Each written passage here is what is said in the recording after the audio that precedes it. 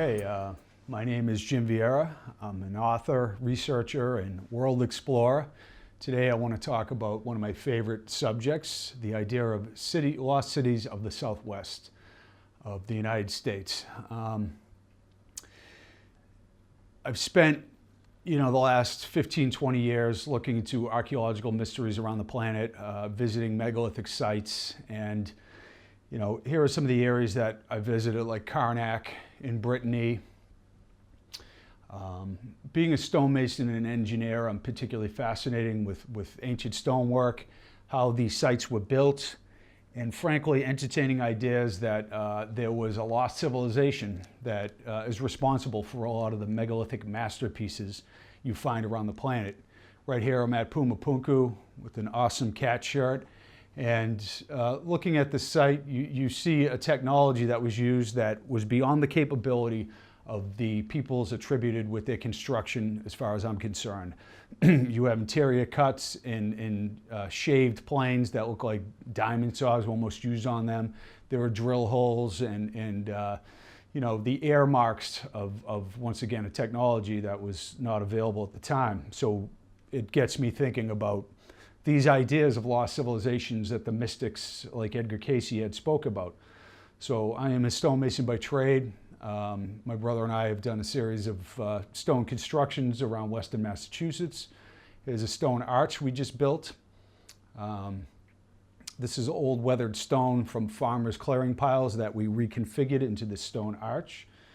And here's a picture of it now in the winter. We're also redoing 2 miles of stone walls on the road I live on, Bug Hill Road in Ashfield, the oldest road in the county. So we've been redoing, these were entirely obliterated. We brought in hundreds of tons of stones from old farmers' clearing piles. And you see we've been piecing them together. And we just recently completed the section, including Lunky, so the water could flow through. So I've done a series of shows for the History Channel, Search for the Lost Giants, several documentaries looking for the lost colony of Roanoke. And in fact, working with an archaeological team on our shows, we found a massive, never before discovered Native American settlement that went back before colonial times. And we also found these lost copper mines that were searched for by the early English explorers, the lost mines of Ritno, in our last episode we did with the History Channel. So I spent a lot of time going around the planet, cutting through jungles and searching megalithic sites and scuba diving on ancient sites. I firmly believe that the evidence that I'm looking for, or the evidence that is going to prove this case of a lost civilization, can be found underneath the water, in these lost cities and places underground that haven't been explored, and under the remains of temple sites that were built upon by later races. I believe there is evidence that exists. There's this misperception that all of archaeology is solved, that the entire globe has been mapped and we've been everywhere we need to be to explore these mysteries, and that the standard scientific evaluations are accurate and incontrovertible. I completely and thoroughly disagree with that orientation. I really feel like oftentimes hidden in plain sight, there's a lot of evidence that speaks to a lost civilization with advanced technology in the past. So one of the things that Edgar Cayce talks about, the great mystic Edgar Cayce, who would go into a trance-like state and talk about ancient civilizations and give health readings, was that there are several sets of lost halls of records from Atlantis that were placed there by survivors of the last cataclysm that took place around 12,600 years ago, and that they were inserted in these sites, these lost records that tell the tale of Atlantis. So it's something I've been searching for and other people have been looking into. One of the places that Cayce said that they were deposited was under the par of the Sphinx. And we know, if you're a fan of ancient mysteries, that Robert Schoch and John Anthony West have redated the Sphinx to probably around 10,000 BC because of weathering patterns on the Sphinx itself. Now, it's frankly Geology 101 when you look at the site and you see the weathering patterns and you understand that it must have been at an age where there was these incredible rains that occurred. And it puts the date way back into antiquity. And then you have modern day Egyptologists who can't accept that idea, so they basically ignore, obvious science to fit their paradigm. Guys like Zawi Hawass and Mark Lerner, they're just like, this can't exist. And because it can't exist, we won't even entertain the idea. And in fact, we will ridicule well-respected geologists like Robert Schoch about his basically incontrovertible scientific findings. So this is what Casey had to say about the records in Egypt. For the entity's tomb, then, was part of the Hall of Records, which has not been yet uncovered. It lies between or along that entrance from the Sphinx to the temple, or the pyramid, and a pyramid, of course, of its own. Remember, there are 32 of these plates. Now, I know that Robert Schoch is currently searching under the part of the Sphinx where he did some testing years ago that revealed a chamber there and something within. And this is the way these problems get solved, If indeed these plates are found, these records are found, it will be history changing. If they find, like in the new void in the Great Pyramid of Egypt, if they find artifacts contemporaneous with the current dating, like 2750 BC of the Great Pyramid, then it solves the case.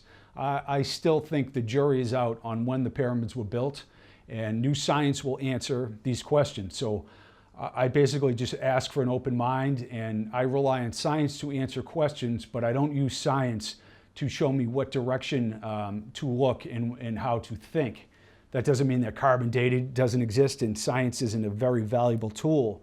Archaeology is a very meticulous and difficult science, and I have a lot of respect for archaeologists, but I just have a different view of history, a more oral tradition, mythological based one. Also, in another Hall of Records is supposed to exist in ancient Yucatan. Now, John Van Auken and Laura Little and Greg Little took an expedition to Piedras Negras in Guatemala, where they believe the Lost Hall of Records lies. Casey talked about the University of Pennsylvania in the 30s doing an excavation here and pointed to this as being the place of the Lost Hall of Records. So this is Casey's story. Iltar, who was an Atlantean temple priest, went to the Yucatan, and he placed the Yucatan records in 10,600 BC in this temple. With the final destruction of Atlantis, the physical contour of what is now Central America was changed, as that land also experienced upheavals. The first temples erected by Iltar and his followers were destroyed. The records of Atlantis that were transported to the Yucatan have not yet been recovered, although the readings insist that this will eventually happen. The belief being there at Piedras Negras. It's a very tough place to get to. It's on the Sumacinta River. There's really no roads in there. There's looters, and it's a difficult place to do excavations. So hopefully some will be undertaken in the future to see if this Lost Hall of Records is actually there. Now, once again, to go along with the idea that everything hasn't been discovered, in fact, there are new discoveries all the time that are kind of shocking to orthodox science, like this 40-foot monolith that was recently found in the Sicily Channel. This man-made 15-ton, 40-foot high monolith was found that's astonishingly old in the Sicily Channel. So during a high-resolution mapping of the seafloor surrounding Sicily, researchers discovered an ancient treasure, a stone monolith spanning 39 feet, resting on the bottom of the Mediterranean. Stunned, the researchers sent down divers with cameras and took recorders to get a closer look at the monolith, which had been broken into two parts. They dove 131 feet down underwater in an area called Pantelleria Vecchia Bank, located about 37 miles south of Sicily. My brother and I have appeared on Josh Gates' Expedition Unknown as well. I just appeared on Megan Fox's new ancient mystery show, Legends of the Lost. And this is one of the investigations that we're trying to undertake on somebody else's show or an episode of a show we may do. But this diving on the site and mapping the area and seeing if there is more evidence here, I think would be particularly useful, because what you have is several features that suggest the monolith was man-made by people living during the Mesolithic period about 10,000 years ago. The archipelago disappeared underwater about 9,500 years ago, suggesting the monolith was erected before then. So the stone monolith is at least 9,500 years old. It could be vastly older. It could be 15 or 20,000 years old. And it really begs the question, where did the megalith builders come from? And in a second, I'll talk about Gobekli Tepe in Turkey, which is a site dated to 11,600 years ago. And the site is about 20 to 50 times larger than Stonehenge. It's a massive megalithic temple complex, but it's vastly older than anything that was once accepted by archaeologists. So we have new evidence that's pushing back the dates and kind of obliterating these old paradigms. So once again, I suggest having an open mind and looking to more mythological or esoteric sources to figure things out. Like in the case of Dwarka, where mythology meets reality, the sunken city of Dwarka, which was supposed to lie in the Gulf of Cambay, an ancient mythological city in India. So according to ancient Hindu texts, Dwarka was a skirmish ground for Krishna and the evil King Salva. As Mahabharata says, King Salva attacked Dwarka with a flying machine. It is the description of the battle that draws the attention of ancient alien theorists. This idea that there was ancient technology in these battles that took place in the past, that there was some kind of nuclear-like weapons that were used at Mohenjo-Daro and other sites, is one that's promulgated by, believers that there was alien intervention in our past, which an idea I'm open to, quite frankly. All the ancient texts talk about these sky gods showing up and having, incredible technology, and I'm open to it. The entire universe, all it does is create life. It's like weeds growing through the cracks of an old city in cement. The idea that we're alone in the universe is one of the most kind of infantile and absurd ideas I find. Any patch of ground that can support life, it emerges in this universe, that's for sure. So there's a reconstruction of what Dwarka was supposed to have looked like. And here's a History Channel image of this ancient city, now submerged. So in 2001, students of the National Institute of Oceanography were commissioned by the Indian government to do a survey on pollution in the Gulf of Cambay.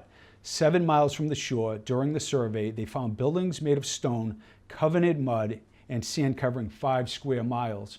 And I will say, this is how a lot of new archaeological discoveries that don't fit the paradigm are found. In fact, it's not like somebody said, maybe this story is true, let me check here. No, that's a ridiculous mythological idea, and we're not going to fund that. We're not going to pay attention to your crazy ravings. But when, as a undue consequence or a side effect of doing something like a pollution study or a sonar scan or survey, you often find sites like this.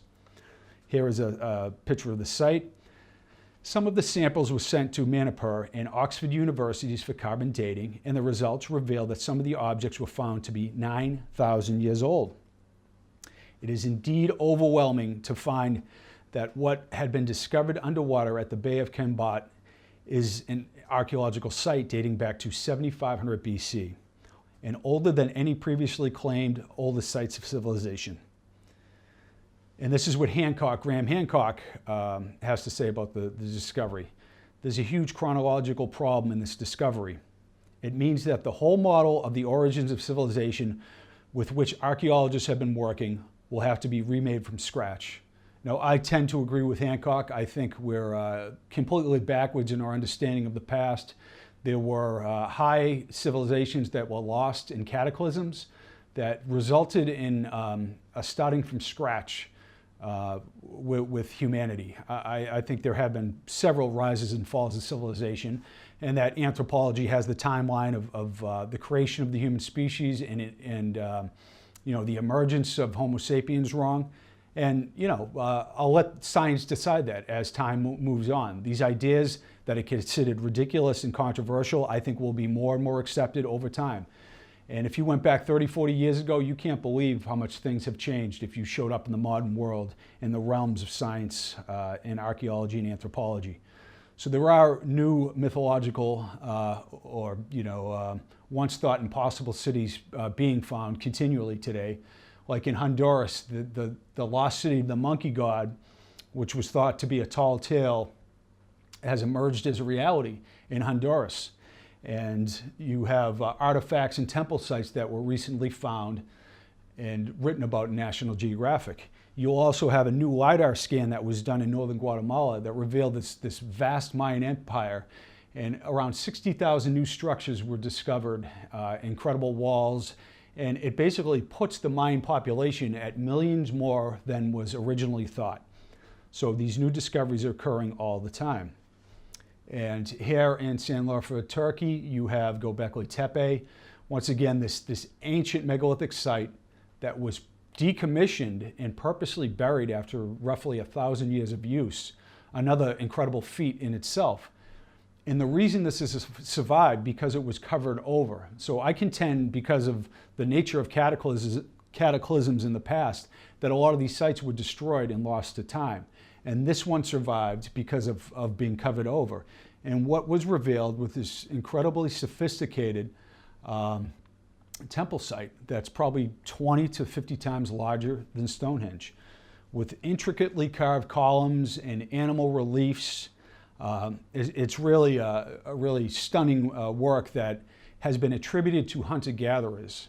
Now, I believe the idea that a transfer of technology occurred here, which is much more plausible, because some of the oldest enclosures at the site are the most sophisticated. So things seem to be in reverse. It seems to be a transfer of technology once again. So what you have at Gobekli Tepe is these relief carvings. What that means is you take these large pillars and you cut them down, and as a mason you have to make these reliefs as you press further into where the stone is going to lie. So it's a much more sophisticated form of stonework than just a stone pillar. And you have what appears to be astronomical alignments and astronomical understanding that took place at the site. So these hunter-gatherers who lived for thousands of years in the most rude and elementary ways, overnight, about 12,000 years ago, decided to invent agriculture, basically organize themselves around this kind of megalithic building, drop all their hunter-gatherer activities, and put all their resources into the construction of this site. It occurred overnight. That really doesn't make any sense. There is no evidence that this took thousands of years to get to this point. In fact, the buildings in the construction got more and more primitive as time went on here. Once again, a really backwards orientation, not what you would expect. So Andrew Collins has written extensively about this site, Genesis of the Gods, and if you read his books, you will quickly understand the level of sophistication that occurred here and the astronomical knowledge. So the first site we will go to is the legendary Lost City of Giants in Sonora, Mexico. Now, we covered this in our show, Search for the Lost Giants, and I will go through the story here. Here is the Sonora region that giants were reported back in the 1930s. Here is an image of the mountains where this lost giant city is supposed to have existed. In our book, Hugh Newman and I do a chapter entirely on the lost city of giants of Sonora, Mexico.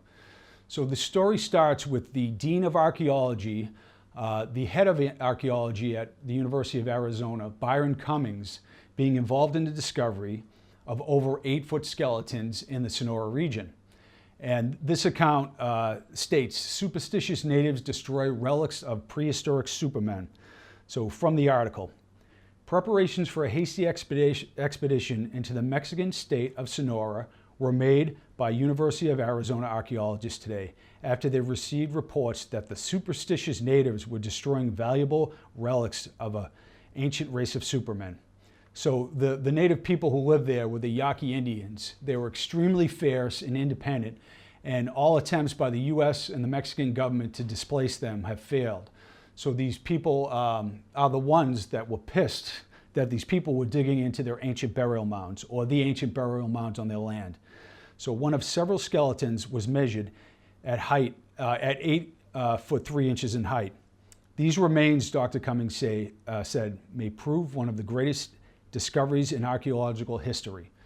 So this miner, G.E. Coker, and the scientists from the University of Arizona met fierce resistance. In fact, the Yaquis smashed the giant bones. Numerous 8-foot skeletons were destroyed by the rifle butts of the Yaqui Indians because these interlopers were coming in and desecrating the burial mounds in the area. An interesting editorial was sent at the time. Nearly every issue of the paper the last week has had something to say about expeditions going to Mexico and the search for a race of giants.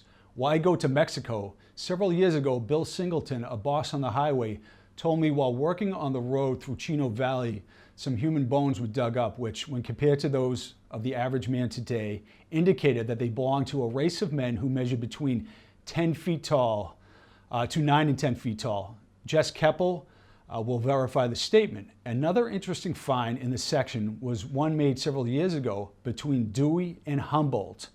A new piece of road cut into an old burial ground. Del Dave's, now dead, doing some digging there, found 2 skeletons lying side by side, each about 4 feet long and each having enormous heads. Beth Gray, a mining man of this section who saw the skulls, said they were so big that it would take a number 9 hat to fit them. So the natives of the region, in fact, native tribes all around the country, have legends of little people and giants. And a lot of these finds took place by miners and railroad workers and construction activities that unearthed these giant bones that were reported in the 1800s and the 1900s. So we get back to the story of the lost city of giants. And here enters Paxton Hayes, who we met his son on the show and talked about his father's finds. So he lived with the Yaqui Indians for 7 years, and he went into the hills of Sonora where the Yaquis told him that this lost city of giants existed. So here is L.A. Marshall of the Detroit Press. He reports, one day this spring, Paxton C. Hayes, Santa Barbara ethnologist, will post down from the Yaqui-infested hills of Sonora, Mexico, and tell a tale that will set the scientific world by its ears. It will have to do with finding a lost city of giant men. While I was in Nogales, Arizona 6 weeks ago, Hayes, the discoverer of the lost city, came out of the woods to re-outfit and to present competent factual proof of the nature of his discoveries before returning to the site of the lost city, which is an 11 days muleback journey from Hermosillo, capital of Sonora. Hayes had pictures of the mummified bodies of members of this race of giants. 34 bodies have been uncovered, and the smallest measured 7 feet 1 inches in height. He had pictures of the ruins of the buildings and samples of the burial shrouds, all in a fair state of preservation.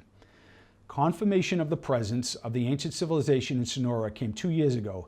Since then, Hayes' party has made 7 expeditions into Yaqui country. We stumbled onto the city through the luckiest sort of break, Hayes says. We camped one evening by a strange waterfall. In the night, one of the burrows broke away. We found him by the cascade in the morning, his tail pointing at the waterfall and his nose pointing at a tunnel-like opening in what would have been supposed a rock wall. The passageway cut straight through the rock.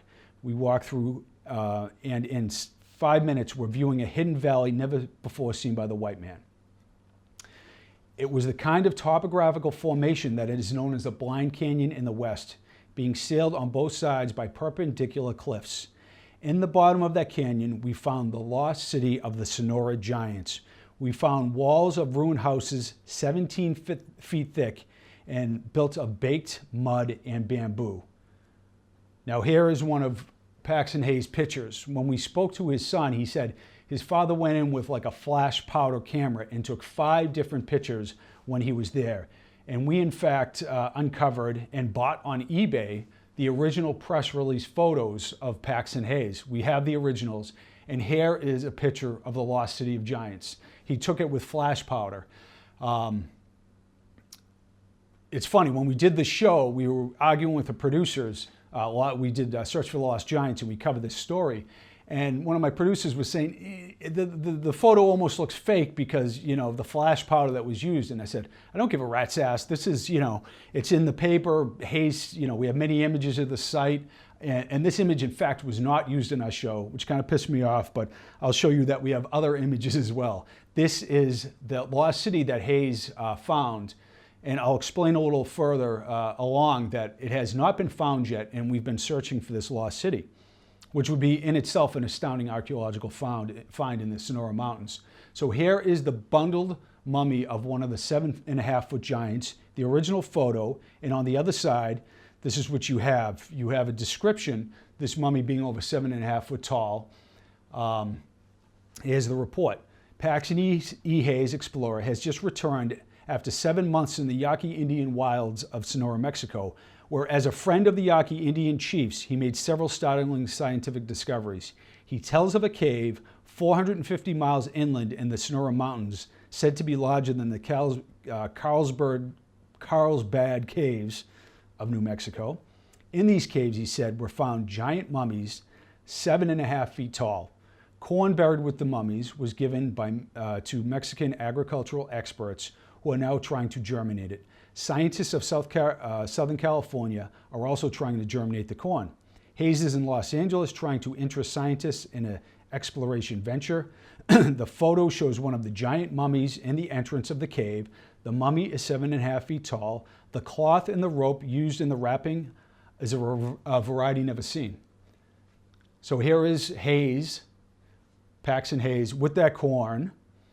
And here's another photo his expedition partner took of a huge gourd and a giant mummified head, along with the bundled 7.5 foot mummy, burial robes, and the picture of the lost city of giants itself. So here's a newspaper report from the Washington Post. Smithsonian amazed at discovery of 6.5 foot mummies in the cave. That actually is wrong, it was 7.5, but here's the article. We are informed of the following about Paxton Hayes and C.G. Barnes from the article. With several dozen snakes all alive and a burial robe of a prehistoric giant, quite dead, parked in their trailer, they stopped in Washington yesterday to promote interest in the unique fields of study.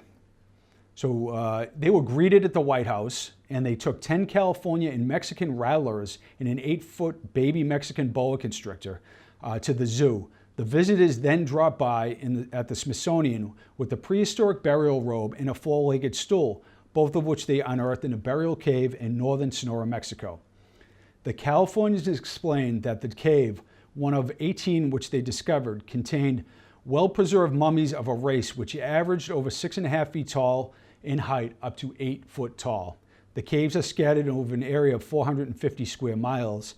Hayes, who has just returned from his 5th expedition to the caves, heard about their existence from the Yaqui Indians of Mexico.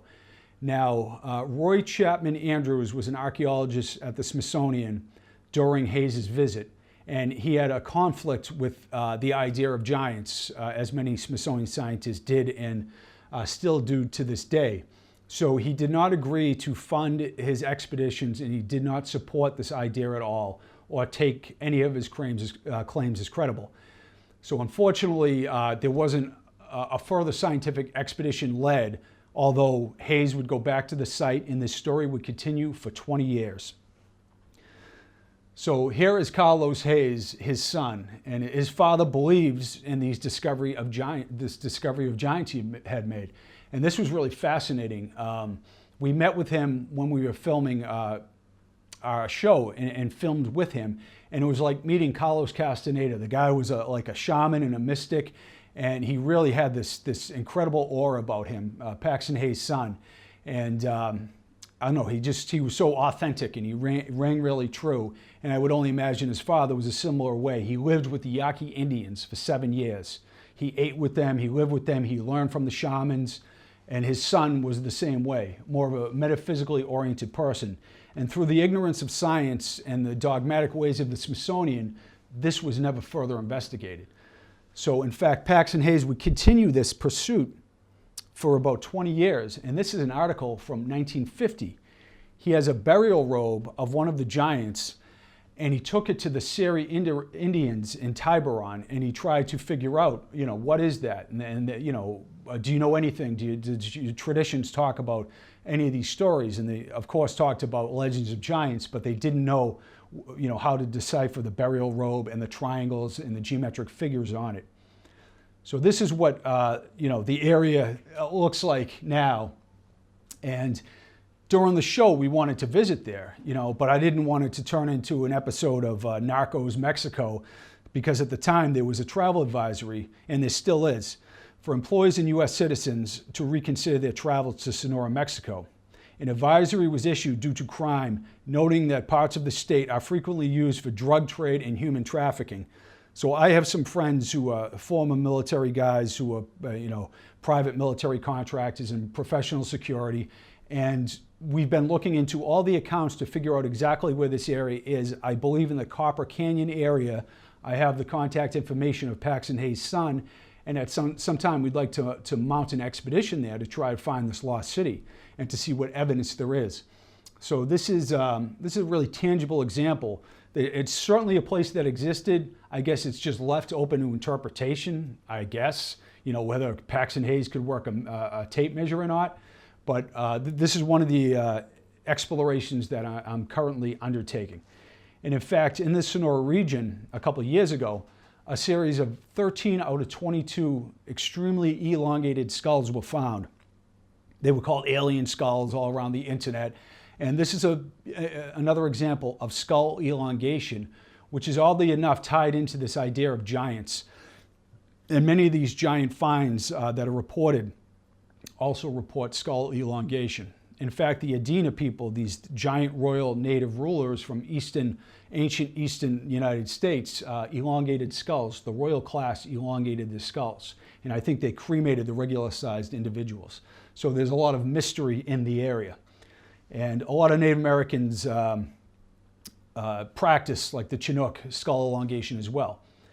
So this idea of a lost world and strange hieroglyphs and stuff like that, in some of the stories I'm going to show you that were reported, in fact, there's a pretty credible example in The Tongue of Time by Joseph Comstock of a Captain Allen that in May 1807, 3 miles from the port of Sicily, he reported the discovery of the bones that were placed in proper position of being 11 foot tall, which is 10 foot 6 English. So the skull with its jaws were about the dimensions of a 2-gallon bucket. The body and other giants were found in a stone sarcophagi 170 feet below in a sulfur mine. He also signed a sworn testimony about this whole event. And there was a marble slab that was found at the site. Now, sulfur mining took place in Sicily. So these sulfur miners, they dug down 170 feet to some era, some epoch of vast antiquity. They found these tombs and they found these giant skeletons that were measured and recorded by Captain Allen in his sworn testimony with these marble pieces with this strange hieroglyphs as well. And if you're a believer in this idea of a lost world, it really points to this age of giants in a lost world. So here's one of the accounts I will point to. I'm not going to make any claims other than I find these very interesting, the accounts I'm going to show you now. There were several of them in newspapers in the early 1900s that talk about different wild finds. So in Chehalis, Washington, we have this report of an immense discovery in Lewis County. And here's the region around Mount Rainier that this giant find was reported. So Chehalis is excited. Reported discovery of an immense cave in Lewis County, Spokane Daily Chronicle, March 7, 1901, Tacoma, Washington. In 1901, a miner called H.F. Forrest reported finding a network of strange caves on the south side of Mount Rainier in Washington, after removing a rock that he believed had been hewn by human hands. Forrest reported finding walls decorated with hieroglyphs and 2 stone tombs containing the remains of a 7 foot 10 inch man and a 7 foot woman. He claimed they were ornamented with engraved gold jewelry. He returned to Chehalis to share his story and attempted to interest others in joining him to further explore the caves. Forrest, however, disappeared and was never heard from again. His belongings were later found in a hotel room that he was staying in. You will see this story repeats itself over and over again, this disappearance of these ancient explorers and giant hunters. And here's another that is quite interesting as well. 80 Stocktonians left behind in search for lost continent. So this is the story of J.C. Brown. as told in the June 18, 1934 Stockton record. So in the Cascade Mountains region in California, really beautiful place right here. In these mountains, in 1934, mining engineer J.C. Brown, who had worked for the Lord Cowdray British Mining Company, reported an amazing find while working in the northern section of the Cascade Mountain chain. Brown described finding rooms cut out of the mountain of solid rock. He told of stone rooms with copper and gold plates on the walls, with many having hieroglyphs on them. Brown also claimed to have found one stone room that contained skeletons of immense size from 6.5 to over 10 feet tall.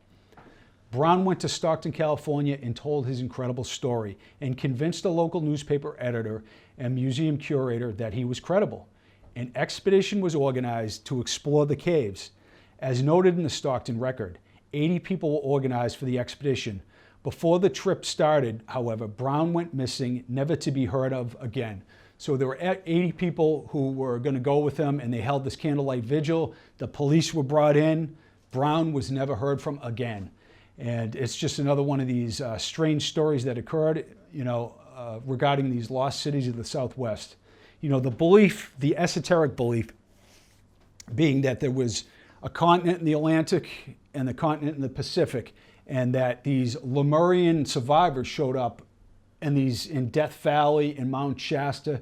There's all these myths and legends amongst the native tribes that these ancient people of giant size showed up with advanced technology and supernatural qualities, just like, the Tuatha De Danann showed up in Ireland and Vieira shows up in Peru. So you have the same thing here, and this is a mystic's version of what things were supposed to look like in the past. So we skip forward to this story, traces of giants found in the desert. And this man right here, Bruce Russell, he talks about an ancient civilization in the Colorado desert that was reported. So traces of giants found in the desert, the Meriden record, August 5th, 1947, page 2, Death Valley, California. Here's the site right here. Dr. F. Bruce Russell, a retired physician, had claimed to have found 32 caves in the 180 square mile area of California's Death Valley and southern Nevada with a colleague, Dr. Daniel Bovee, who he had worked with on archaeological excavations in New Mexico several years earlier. In early August of 1947, Howard E. Hill of Los Angeles spoke before the city's transportation club and told a sensational story that described the original discovery when he fell in a mine shaft. His incredible story begins with the discovery of ancient mummies. Claims were made that bizarre artifacts of all kinds of an advanced civilization had been discovered in these caves. Strange hieroglyphs were reportedly chiseled on polished granite with odd symbols that were noted. So Dr. Russell had found mummified remains together with implements of the civilization. Hill said in another cabin he found the ritual hall of the ancient people together with devices and markings similar to those now used by the Masonic order.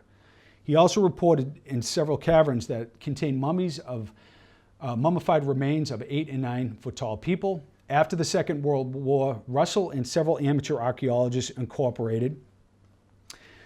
The goal was to explore the site to prove the story once and for all. However, not long after this, Russell's car was found abandoned in Death Valley with a burst radiator, and he was never heard from again. Without Russell to guide them, later explorers were never able to find the entrance to the cave. Now, you could say these are tall tales, but these are real people and real reports. I know the discoveries seem very out there, but this is what was reported. So in the Goliath conspiracy, Philip Reif writes the following. He tells us about a Native American legend in Death Valley. When the world was young and the valley, which is now dry, parched desert, was a lush hidden harbor of blue water, which stretched halfway up the mountains to the Gulf of California. It is said that the Havmusvas came here in huge rowing ships. They found great caverns in the Paramount Mountains, and in them built one of the cities. Living in the hidden city, They ruled the sea with their fast-moving ships, trading with faraway people and bringing strange goods to the great quays that still exist in the caves. Here is some images of the site of the Pyramid Mountains. Then, as untold centuries rolled past, the climate began to change. The water in the lake went down until there was no longer a way to the sea. But as time went on, the water continued to shrink until the day came when only a dry crust was all that remained of the Great Blue Lake. The Paiutes and different native tribes also have these similar legends of giants and lost cities and a drying up of lake beds. So here is the area in question. In fact, it's near the Barker Ranch where Charles Manson was holed up. Manson talked about this lost city, and he went to Devil's Hole. This is where, this is, if it's not freaky enough, it goes off the rails here. So Manson was arrested at the Barker Ranch in the Devil's Hole and Woodgate Pass area in 1969, the same location where reports of the lost cities came from. The Devil's Hole is a geothermal aquifer-fed pool within a limestone cavern. So Manson believed the Devil's Hole site was a gateway to the underground city that would take his followers in order to ride out the coming race war. He supposedly sat by the hole meditating for 3 days, trying to figure out its mysteries. And quite mysterious it is. 2 divers died there in 1967. Their bodies never recovered. So I was talking to one of my producers when we were doing the show, and like, should we interview Manson in jail and see where he came up with this idea of this lost city right in this area that these other explorers talked about? But, you know, we agreed that he was just such a piece of shit that we couldn't like put him on camera, you know what I mean? But, you know, it's a really interesting story that's woven into all this weird Manson lore. So another account in Montana I'd like to talk about right now. There were giants in those days, the mighty miners of olden times in Montana. I sent to you today, mail, a hasty sketch of our new discovery. I have just returned from King Solomon's Cave up Ophir Gulch.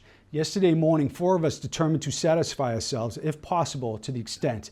So these men reported this lost cave. And here is a picture of the Ophir Gulch region. And located about 25 miles northwest of Helena is the Ophir Gulch, which was mined. So we outfitted with 3 days' rations. At the end of the middle chamber are a number of long, narrow passages. And to the largest of these, we insinuated ourselves, one behind the other, and by crawling, they found their way over 400 feet, and they emerged in a magnificent chamber. Leaning against the wall was a huge plate of copper, 57 inches in length and 36 inches in width, and 1/4 of an inch in thickness. About 10 feet beyond, the copper shield was found, and 8 feet from the floor was a cavity in the wall. So Barnard climbed up and held his light in to see the extent of the opening, but he was immediately turned toward us with a frightened look. And it was some seconds before he could explain the nature of a discovery had been made, but when he had assured us that in the niche lay a petrified giant, we were all eager to join him. And one after another we gazed in, 2 of the party being hoisted up to take the dimensions of the monster man. He was found to be 9 feet 7.5 inches in length, 38 inches across the breast, and 2 feet deep. Once again, these giants are reported with these strange hieroglyphs and copper shields. On the wall near the tomb, we discovered some strange-looking letters or characters of some kind, and the picture of 3 ships apparently having been executed with a sharp-pointed instrument. So all these accounts, as odd as they sound, are real individuals reporting these incredible finds. And one of the greatest mysteries or internet sensations is this idea of explorations being found in the Grand Canyon. And I will get into my take on the story. So here we go right here. I'm going to refer to the late Philip Coppins. I never met Philip. I have friends who had, and they said he was particularly brilliant and a really kind man and very intuitive, and I really enjoyed his articles and his research. I wish he was still with us. He wrote about the Grand Canyon, and these are the following things he had to say. So on April 5th, 1909, a front page story in the Arizona Gazette reported on an archaeological expedition in the heart of the Grand Canyon, funded by the Smithsonian, which had resulted in the discovery of Egyptian artifacts. Though the article was anonymous, it did identify some of the archaeologists involved, under the direction of Professor Jordan, with Smithsonian-backed adventurer G.E. Kincaid, who then relates his findings. Kincaid, talking about his interesting archaeological discoveries, stated that he had found an unknown gray metal resembling platinum, as well as tiny carved beads scattered on the floor. Urns bore mysterious descriptions, hieroglyphs, the key to which the Smithsonian Institution hopes yet to discover. Over 100 feet from the entrance is a cross hall, several hundred feet long, in which are found the idol or image of the people's gods, sitting cross-legged with a lotus flower or lily in each hand. The cast of the face is oriental, and the carving this cavern.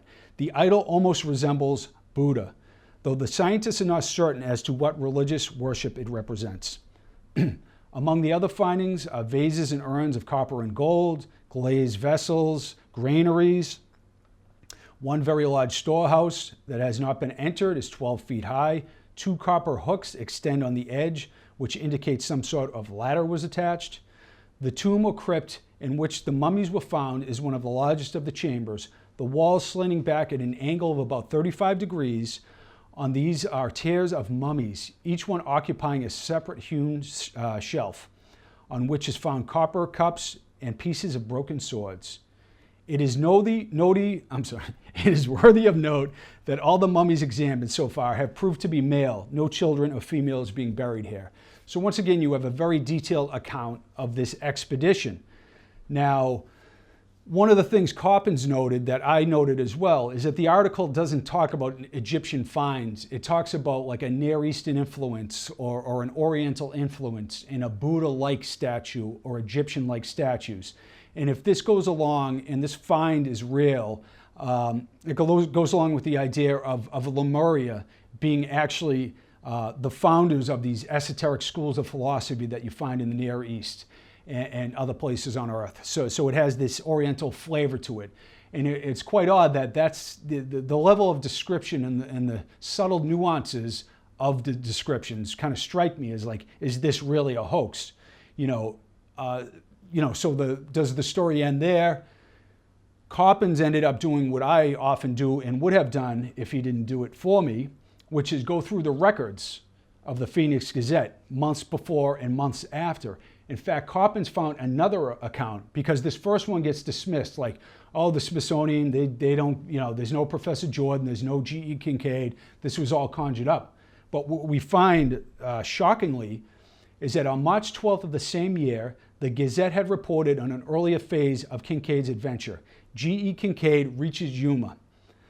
Here, Kincaid is identified as being from Lewiston, Idaho. He arrived in Yuma after a trip from Green River, Wyoming, down the entire course of the Colorado River. He is the second man to make this journey and came alone in a small skiff. Mr. Kincaid says one of the most interesting features of the trip was passing through the sluiceway at Laguna Dam. He made the perilous passage with only the loss of one oar. Some interesting archaeological discoveries were unearthed, and altogether the trip was of such interest that he will repeat it next winter in the company of friends. So there is further corroboration that that story is true. And what I've done in some of the shows I've made, and what I might do for this exploration and investigation is hire a private investigator to see if there was a Professor S.A. Jordan and if G.E. Kincaid from Lewiston, Idaho exists, and if some background checking can be found about these individuals. In fact, I think Jack Anderson, the investigative journalist, found that there was a Jordan with a spelling of an A and not an O, who was an archaeologist in Colorado at the same time of the discovery, who did work for the Smithsonian. Now, as far as individual archaeologists and anthropologists being involved in some conspiracy, I don't buy it. But these institutions, at the behest of these cabals that exist on our planet, I really feel that there is definitely something malevolent that is occurring as far as keeping people away from hidden knowledge and things like that. You know, I'm kind of a David Icke guy, if you will. There's something really screwed up going on with these royal families and bloodlines on the planet. And, you know, they're all sociopaths, frankly. They don't have the well-being of all, in mind. And I say that they can have influences on scientific institutions in an example like this. So maybe that's something that occurred here. You know, I will say that all these strange accounts have the same flavor of survivors of a lost world. And that's what's so compelling for me to look at and explore. So as far as I'm concerned, I continue to, you know, search for these places, and I think it's thoroughly fascinating. And, you know, I think you should do what you want in life and don't take shit from anyone, and be open-minded in your explorations.